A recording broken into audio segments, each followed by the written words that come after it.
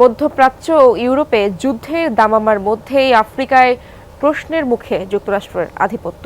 জনরোষে Niger থেকে সেনাঘাঁটি সরাতে বাধ্য হচ্ছে ওয়াশিংটন। মূলত মার্কিনীদের হটিয়ে মস্কোর সাথে ঘনিষ্ঠতা বাড়াচ্ছে দেশটির জান্তা। এরই মধ্যে নাইজারে সামরিক প্রশিক্ষক এবং সরঞ্জাম পাঠাচ্ছে পুতিন প্রশাসন। সিলন ফ্যামিলি ব্লেন্ডের কড়ালিকার আর সতেজ সাদের পারফেক্ট ব্লেন্ডে স্বপ্নেরা মেলুক টানা। বেশ কয়েকদিন ধরেই এমন বিক্ষোভে উত্তাল নাইজার। দেশটি থেকে মার্কিন সেনা সরিয়ে নেওয়ার দাবিতে রাজধানীতে বিক্ষোভ করছেন শত শত সাধারণ নাগরিক। বর্তমানে নাইজারে 1000-এর বেশি মার্কিন সেনা রয়েছে। আইএস ও আল কায়দা নির্মূলের কথা বলে 2018 সালে নাইজারে ঘাঁটি স্থাপন করে ওয়াশিংটন।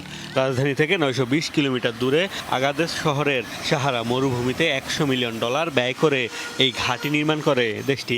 এয়ারবেস 201 নামের ঘাঁটিটি নজরদারি সহ অন্যান্য সামরিক কাজে ব্যবহার করা হয়। গত বছর সামরিক অভ্যুত্থানের মাধ্যমে নাইজারে ক্ষমতায় বসে জান্তা সরকার। এরপর থেকে যুক্তরাষ্ট্রের সেনাদের বিতাড়িত করতে তৎপরতা শুরু করে সামরিক শাসক। তাদের এই সিদ্ধান্তে সাধারণ মানুষও দিয়েছে ব্যাপক সমর্থন। আমরা জান্তা সরকারকে সমর্থন করি এবং মার্কিন ঘাঁটি বিতাড়িত করতে চাই।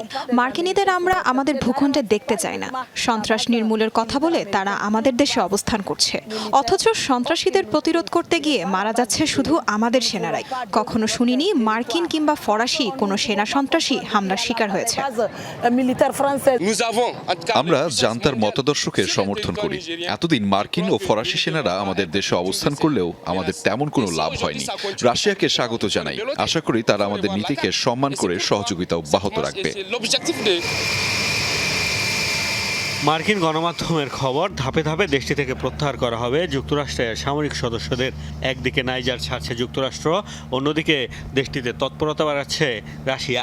এরই মধ্যে নাইজারে সামরিক প্রশিক্ষক ও এয়ার ডিফেন্স সিস্টেম সহ বিভিন্ন যুদ্ধ সরঞ্জাম পাঠিয়েছে তারা।